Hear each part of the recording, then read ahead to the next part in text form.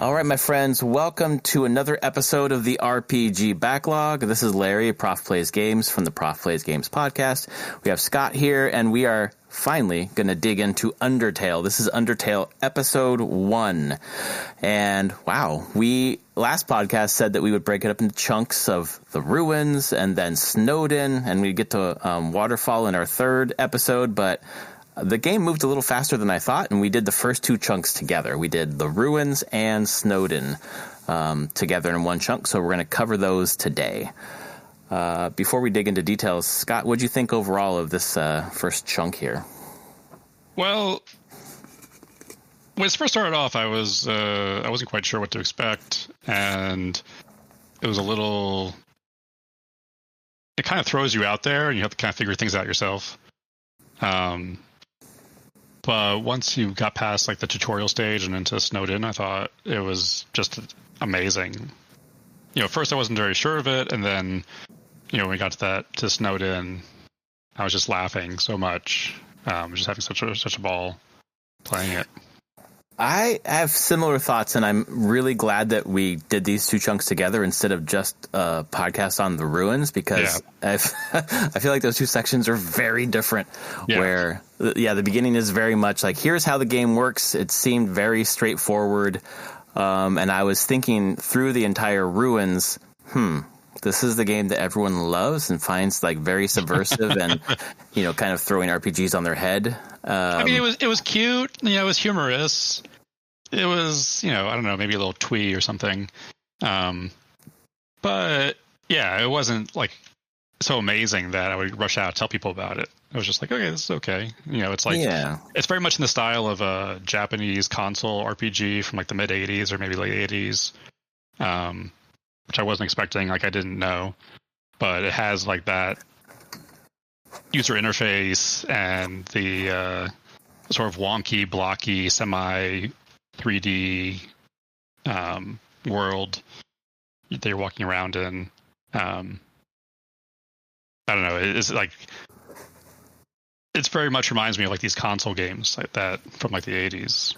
It's really funny that you say that, because there was a Japanese role-playing game called Moon from that period. Are you familiar with that game? No. I played Phantasy Star on the Sega Master System. Which is kind of had a... But it's like the whole interface, like the dialogue is in blocks, and it types out and makes like little sounds depending on the character as the letters are appearing on the screen.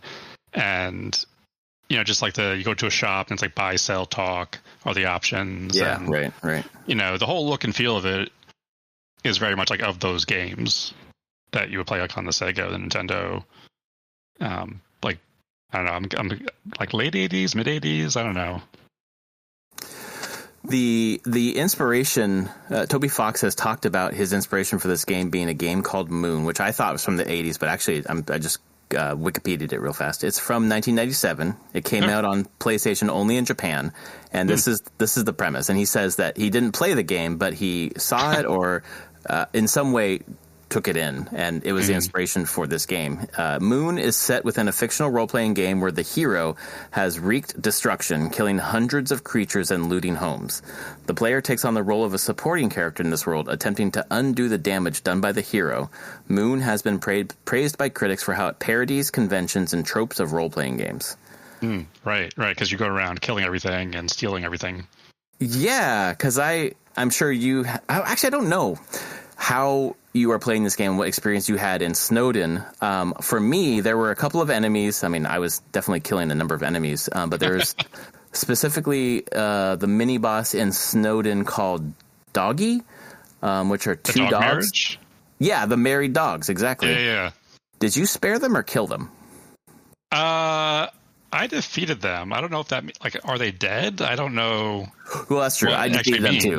Yeah, exactly. I don't know what it means, but I do know. And later, when I was walking around Snowdin, a couple of people were commenting on how bad it is that some of their friends haven't come home, and there's a Christmas present under the tree. Did you click on it? Yeah, exactly. Yeah. I was like, oh fuck, I'm the person who is wreaking havoc on this town and killing everyone who actually lives here. But see, this is the thing, like, the game doesn't really tell you what is going on. Like, I don't quite... So, like, when you first start off, you're, like, a little kid. You don't have any weapons that I know of. I guess you're actually armed with a stick, but I didn't realize that. Yeah, exactly, yeah. Like, I thought it was just, like, a little kid who fell down a hole, and then these monsters are attacking you, and I'm just, like, running away. Because I don't know, like, I don't have a weapon. What am I supposed to do? Mm-hmm. Like, I'm a little kid, and this is, like, a monster. So I just keep running away. But when you run away, you get, like, 0 XP, 0 gold. Yeah, and then you run into a situation where you can, like, buy some, like, spider donuts or something. Yep, in the spider webs. Uh-huh. Yeah, and it costs gold. And I was like, oh, I guess I should have been fighting all this time. Because you had no gold at that moment. Right, instead of running away. And so then I started fighting and killing things, or defeating them. I don't know what happens to them. And you get XP and you get gold, and I've been leveled up. I'm like level 7 now or something. Yeah, that's where I'm at too. But one thing I've, like, you know, sort of found in playing is that, like, so there's a fight, and then there's act, and then the actions that are available to you, like, change depending on what you're facing. Exactly. Which is something I realized at first. Like, I faced, like, some, I don't know. But essentially, like, some things, and, like, acting may do nothing. Yep. Or it may, like, end the fight. It's a very interesting risk reward, because sometimes it will end it and you don't defeat them, and maybe that brings good things in the end. I don't know. But sometimes it does nothing, and then you just set yourself up to be attacked again, and you have to dodge everything in that attack window. So at a certain point, I just gave up and started, you know, I would probably do like 1 act per fight, but if it didn't do anything for me, I would just go to attack. And I've mainly been killing most things that I've been interacting with. Right. So the incentives are very much to just always fight all the time. Seems like otherwise you don't have gold to buy anything, right? Right. Or just run away all the time. Seems to work also. Although I guess the only place where I found gold, if I recall correctly, was in what's his name? Spatula? That's not right. What's the big skeleton's name? Papyrus. Papyrus. There we go. Papyrus. And if you go back to his house after the fight, I spared him. I don't know if you did or didn't, but I spared him, went back, and we became friends and hung out. And then I was in his house and found money in his couch. So I guess I didn't defeat him, but found money. Did I not search his couch? I thought I searched everything in his house, but I didn't find that. Because you didn't defeat him either? Well, okay, so I mean, that's sort of like the end of Snowden when you had the big fight against Papyrus. Yeah. I just realized now that his brother's name Sans, and those are both like font references. Oh my God, I did not realize that until you just said it. That's right. Oh, that's interesting. Just put 2 and 2 together, and I was like, oh yeah, those are both like fonts. Yeah, exactly. Wow. Sans serif.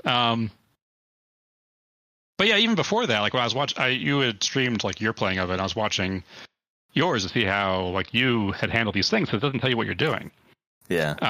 So like the first thing you meet Toriel, I mean, first you meet a mean flower, and the flower attacks you, and you kind of learn like how you can move your heart around to avoid damage. Right. And then like the cow person, Toriel comes, and she says, here's a dummy or target dummy or something like that. Talk to it, stall for time, and I'll come rescue you. And so I did that. I went to act, and there's like some option to like, you know, intimidate or talk or something like that. And then you do that, and then she comes along and rescues you. Yep. You fought it and destroyed it, and then she comes along and scolds you for like, hey, what are you doing? This isn't these things aren't for fighting.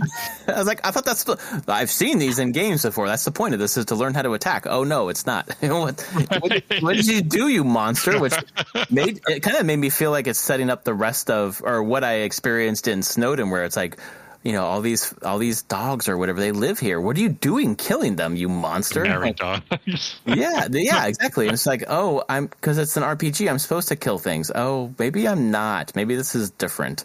Yeah. And in the library in Snowden, where like you read one of the books says something about how someone with a strong soul hurts monsters when you attack them or something. And yeah, that's right. Like trying to like, I mean, it seemed like it was trying to sort of generate some empathy for your foes. But at the same time, the game says, kill things, get stuff.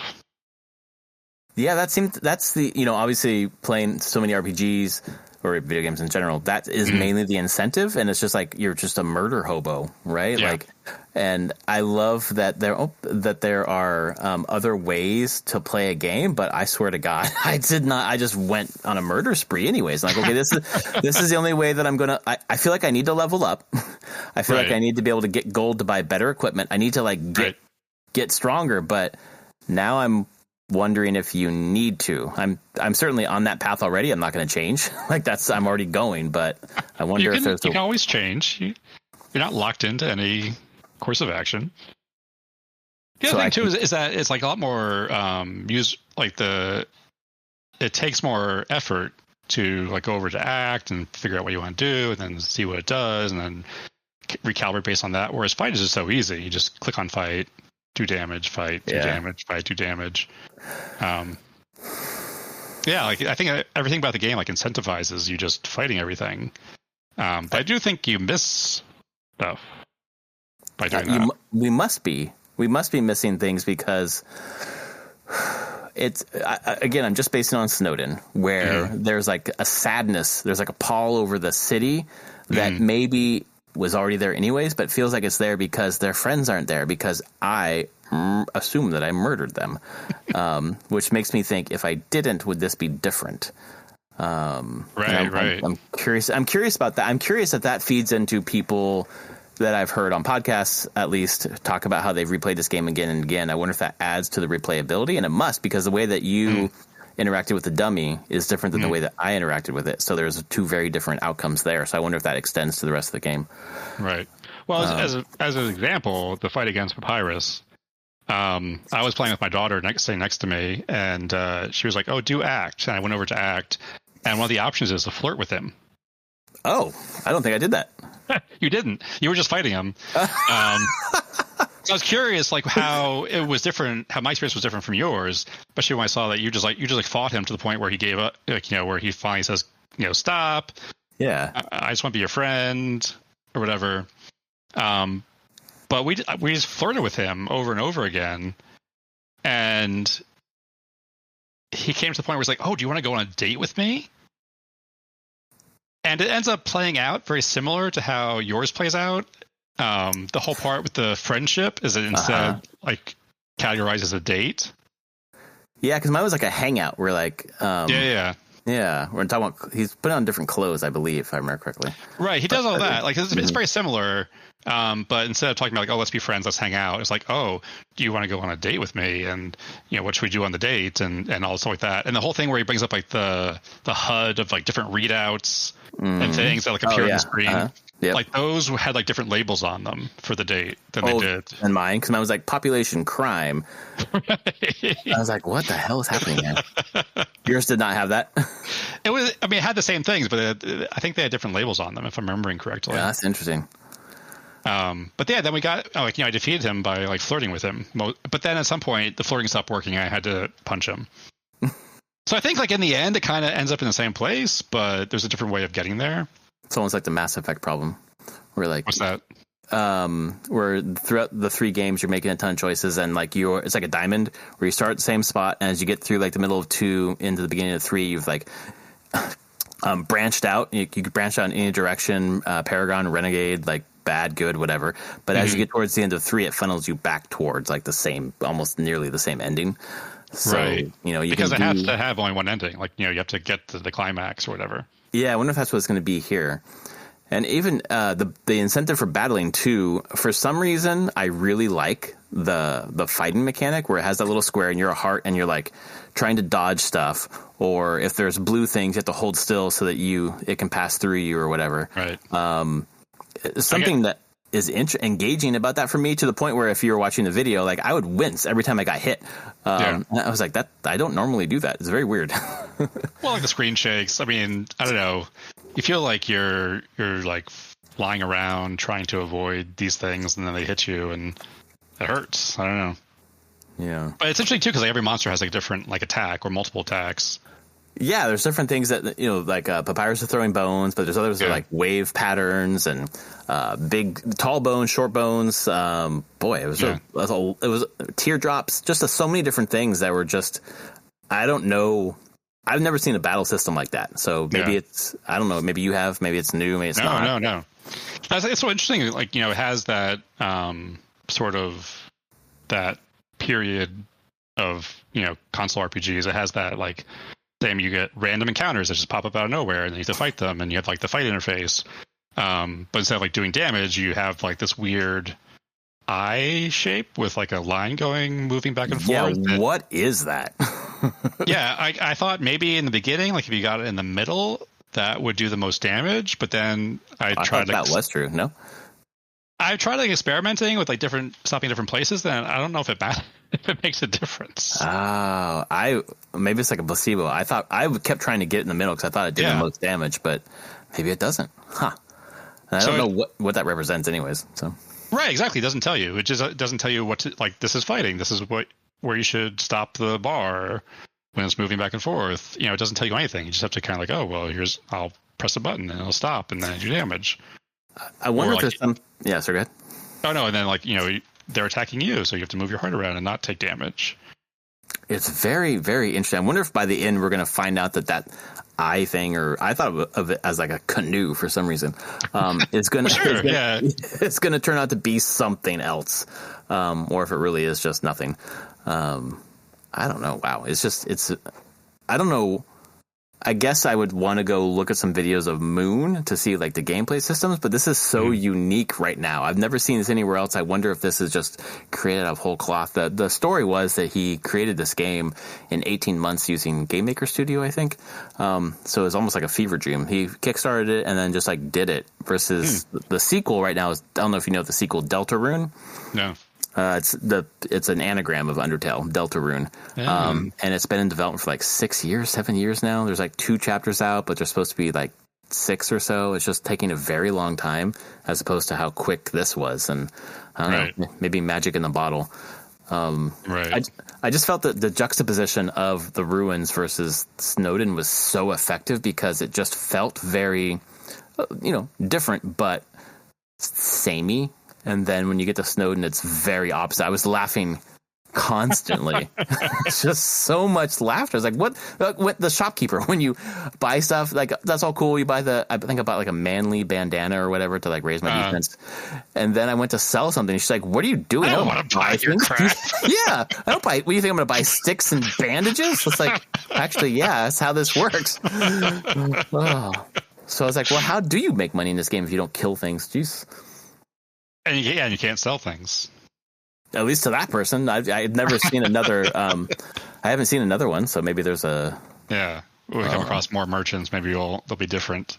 Yeah, I don't know. Yeah, I mean, I guess there's like a limit on things you can carry. So I've been putting all my old equipment into the magic box that shows up every now and then. Yep, reminds me of D&D, like the the name of it. I can't remember the bag where it's like the ever holding or. The bag of holding. That's it, yeah. Maybe there is a limit to how many things you can put in that box, but I don't know. There's just something very charming, charming about the game, and I think there are games, and I can't name any off the top of my head right now, that try to subvert the genres and kind of go overboard with that, and this just feels, I don't know if authentic's the right word, but it just feels, it doesn't feel overdone. It feels...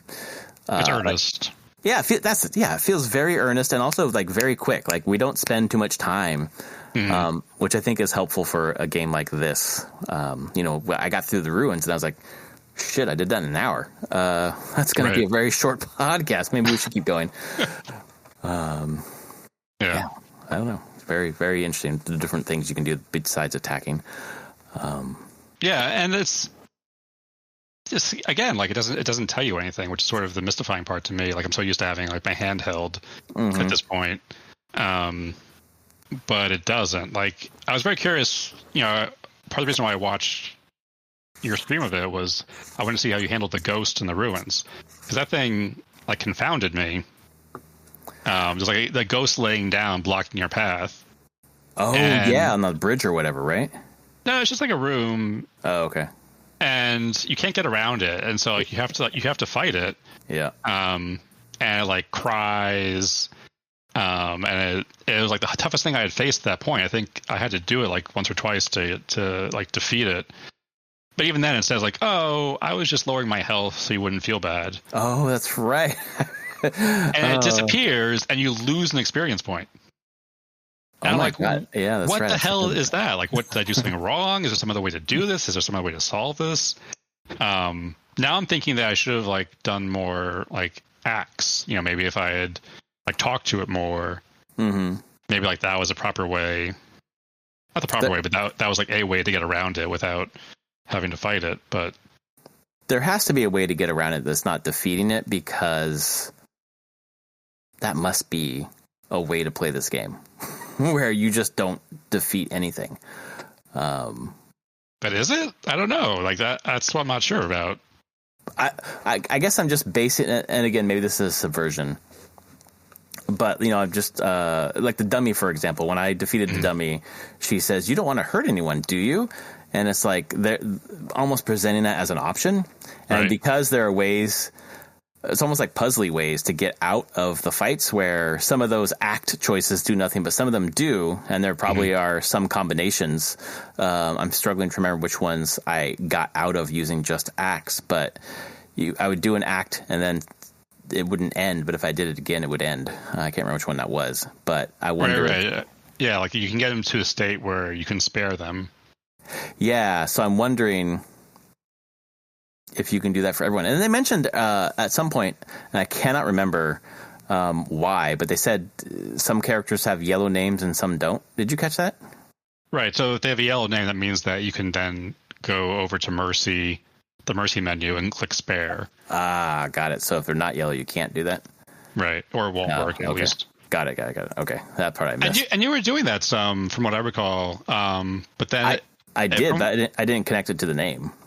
Oh, I just You're just trying it. And... Yeah, I was just trying it. I kind of like to play with a bunch of options, see what happens. Right.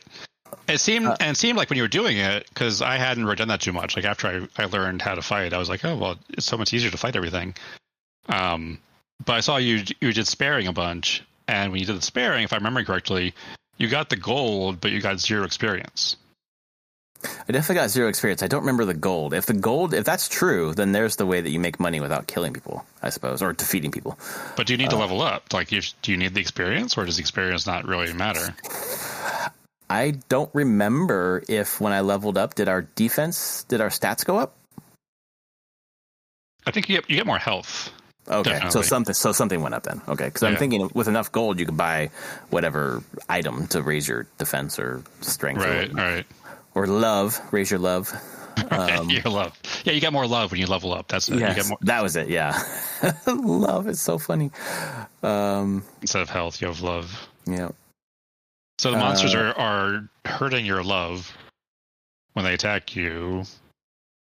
Some sort of meta commentary there. Yeah, I don't know. We didn't talk about the cell phone. the cell phone, yes. Oh my gosh, Toriel, it gives you a phone and you can talk to her as you're going through. But then I don't remember. Did you use that much? Several times, yeah. And I got some funny dialogue, nothing that stands out. Right. But then Papyrus, which I haven't done it yet because I got to Waterfall and just saved after the hangout, gives you his phone number. Right. But I haven't called yet. I don't know if you did this, but if you go north from the town, you can hit a point where I don't know if it's like triggered by that location. Or the wrong number song? The wrong number, yeah. That song was so great. I was just like bobbing to the song. I was like, this is random and out of nowhere, and people would miss it if they didn't come up here. But that wrong number song was so out of nowhere. And that's the thing about Snowdin. Like the ruins, like I said, it was like kind of cutesy and sort of bittersweet. Like, Toriel wants you to be her kid. Yeah. And you're like, I just want to go home, lady. Like, let me go. Yep. And then it's like, okay, that's fine. But then you get to Snowdin and you meet Sans and you meet Papyrus, and like they're both hilarious. And then you just have like these random things like, oh, here's 2 dogs that are married and will fight you, or here's a wrong number that sings a song for you. It's just all this humor and whimsy, and I don't know. I just thought it was delightful. Yeah, it really was. Especially, I feel like it really got going in Snowdin. Yeah. With that delight, where it's just, I don't know if I've laughed I don't know if I laugh at very many video games, to be honest. But I just couldn't stop laughing at this one. There was a north of Snowdon somewhere. There was a snowman. Did you find the snowman? It sounds familiar. I'm pulling up this part of the video. He says, "If you be kind, traveler, please take a piece of me and bring it very far away." Oh yeah. I have no idea what that's about, but I took. I took the piece and I've been carrying it with me. I think I may have put it in a box, actually. I think I put it in the box. Yeah, I put it in the box. Because I was like, oh, I could go someplace else, and I can take it out of the box and take him someplace else. Yeah, because it says it heals 45 health, so I assume if you're in a pickle, like, that's how you're going to, get your health back. But it says, please take this to the ends of the earth, which we're in a hole. I assume we're trying to get out of the hole. That's the goal of this game. I don't know. I think there's something about like complexity in modern video games. Like I'm also playing Final Fantasy VII Rebirth right now, and there's just like a lot of systems. Hades 2, there's a lot of systems. Animal Well, I'm also checking out, and there are a lot of systems. It's very complex, layers and layers, and I feel like this has layers and layers, but they're not complex. They're very accessible and earnest. I think that's the right word for this game so far. Yeah. Like I said, I was playing part of it. My daughter was like watching me, and we were just both cracking up with the Papyrus's antics. Yeah. In Sans. There's like one part where you go to some place and you run into Sans because he's just there wherever you go, and you keep going, and then he appears in front of you. And we're like, what? He was just behind us. And we go back, and he's there behind us again. And I was like trying to figure out, like, can we get them both of him on the screen at the same time? And it's like, no, as soon as the last pixel of him disappears off the edge of the screen, the next Sans appears ahead of you. Oh, that's so interesting. And it's like just random stuff like that. Like, we were like, is he here? Is he there? Like, how's he appear in front of us? Can we get both on the screen at the same time? No, we can't. We were just like, just trying these different things to see what would happen, because we didn't know what would happen. And there's so many other things that are in the game that if you just do this weird thing, something does happen that it makes you think, okay, something will happen here. Right. It's a possibility. Yeah, exactly. I don't know if it's like the illusion of possibility, or if there really is like a bunch of possibility in this game. That's interesting. Right. That's what I was curious. So, like, when I saw you fighting Papyrus and the boss fight, I was thinking like, oh, he's going to miss the whole date sequence. Right. But you didn't. It was just, it was just labeled differently. Instead of being a date, it was like a hangout. It was a hangout. Yeah, exactly. But it was mostly, the whole rest of it was like mostly the same. It was just like a different characterization of it. But he gets into a special outfit. He reads from the book. He's like, oh, I'm wearing clothes. You're wearing clothes. You must really love me. Yep, exactly. I wonder if later in the game that will influence a different type of ending or a different story path. I wonder if Papyrus comes back. God, there's so much I don't know right now. And later when I'm listening to this podcast after we finish this, I'll be like, oh, you poor naive boy. You didn't know. But I don't know. So I'm thinking, it seems like you're saying the Mass Effect thing. Like, it seems like there are surface differences, but does anything really change?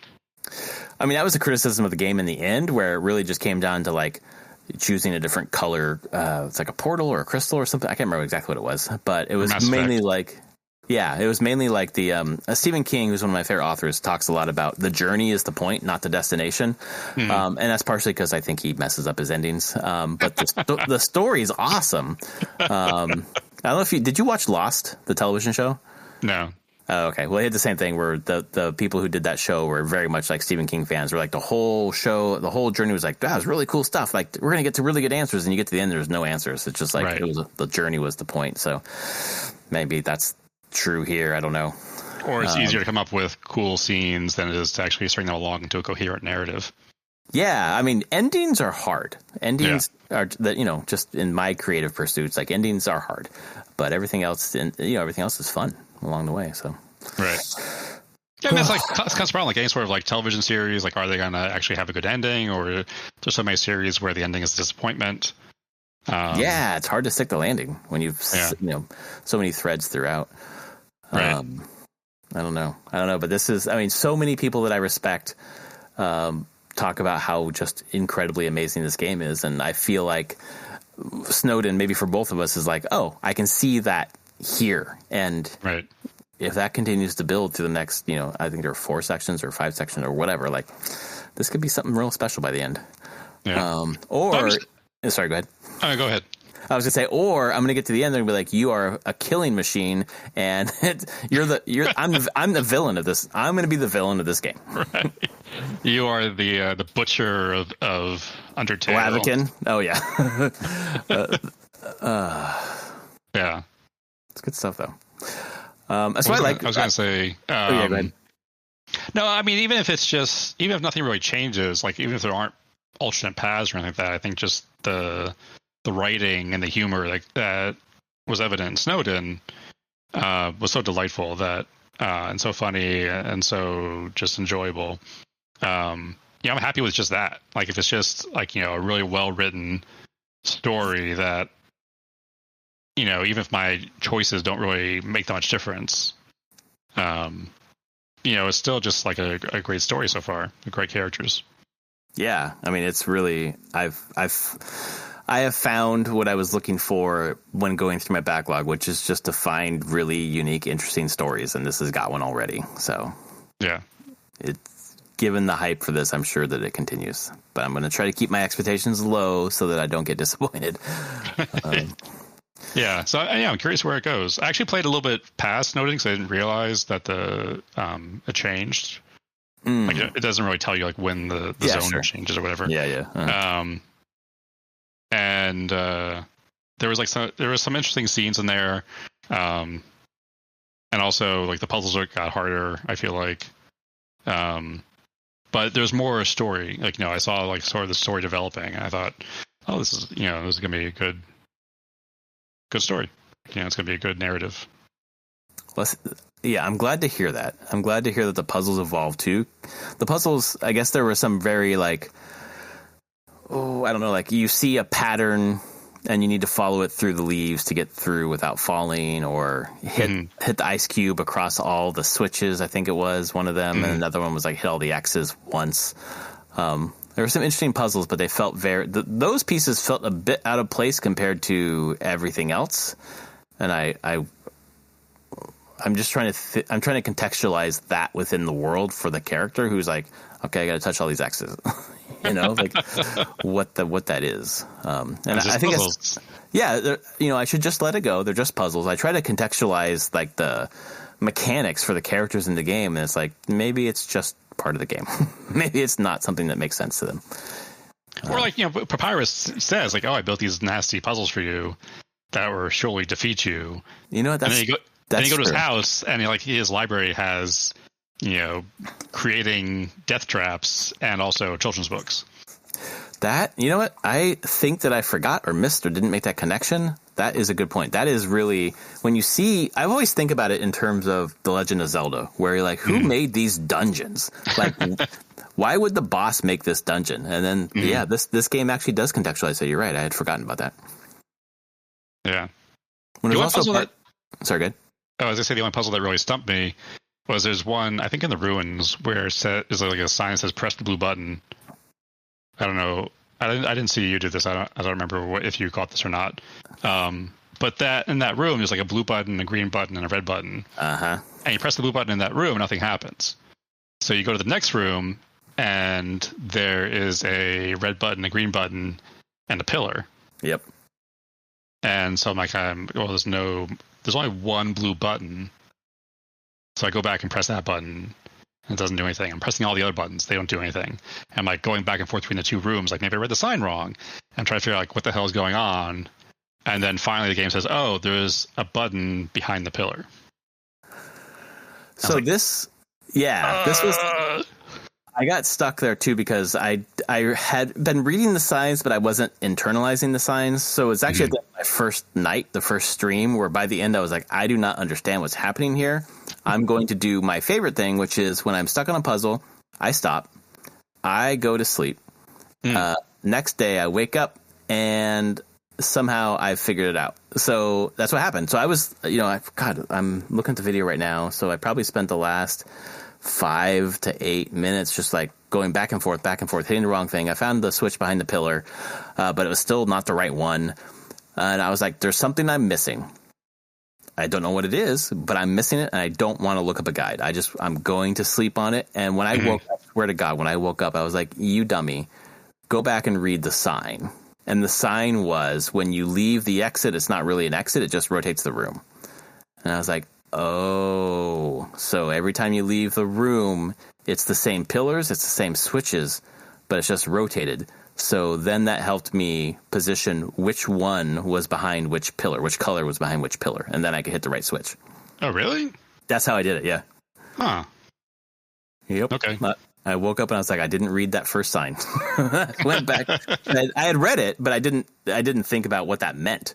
And then the next morning I was like, that was such a weird sign. It meant something, bud. Yeah. You just don't know what it means when you read it. No, I had no idea. And then by the time it was late, I was tired. I was like, I'm streaming this and I look like a moron. I'm just going to stop, go to sleep, and I'll figure this out tomorrow. And I love that about puzzles in video games, where I get stuck and I'm like, all right, I'm going to go sleep. And then I just subconsciously work through it and wake up. I'm like, that's it. Right. And it's really a fun feeling. That's a good feeling to solve the puzzle on yourself and not have to look up in a guide what the answer is. Yeah. So, it's hard to know, though, like, is this actually a problem that I can solve, or is this some bullshit that, the game developers made that I have no chance of ever solving? Yeah, and I feel like my patience has gotten shorter as I've become a dad, where I'm like, all right, I got an hour to game tonight. I'm not going to spend 45 fucking minutes trying to figure out this damn puzzle. I'm going to give it 15 and then look it up. Right. I don't have time for this shit. Yeah, exactly. I'm out of here. I got stuff to do. But it was fun to put it away and sleep on it and be like, I got it. So I was done with the stream that night anyway. So yeah. So going forward, what do you? God, good question. So we had talked about those two, and then it was Waterfalls the next one, and then there's Hotland.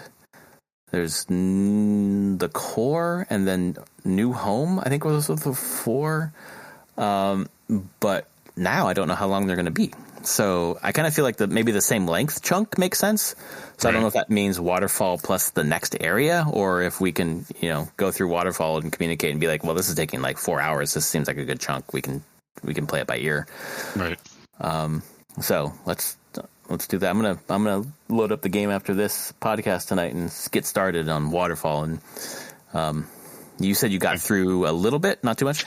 Yeah, I was doing it, and then I got stuck someplace, and I actually still have no idea how to get past it. Okay. So, but I've left it. I haven't touched it for a couple of days, so I'm thinking, maybe if I go back to it now, I might have a new perspective on it.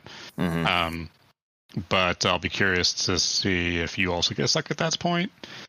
Or that'd be interesting. Maybe sometimes, like, other people, you get stuck somewhere and someone else is just like, oh, you gotta do this. Mm-hmm. You're like, I never thought of that. Yep. But I'm thinking, like, after talking about like the fighting and stuff like that, maybe I'll try less fighting and more, seeing what actions are available and trying them. Yeah, I think I'm going to try less fighting and more actions and see what happens. Because I definitely got into a fight, because that's what I do in RPGs, but also I kind of like that weird battle system. But also, the game, like I said, the game, kind of, if you're min-maxing, or if you're like playing for like efficiency or, maximum power ups or whatever, everything that you're sort of taught to do as part of a game. The game definitely says fighting is the easiest thing to do. It's the quickest. It gives you the best rewards. So why wouldn't you do it? Yeah, it's like the path of least resistance, and I wonder if I'm falling into a trap where by the end the game is going to comment on me being that kind of person or that kind of gamer. I'm people that you slaughter. Yeah, straight up murderer. I'm just the murderer of this, I don't know, this underground world. Yeah.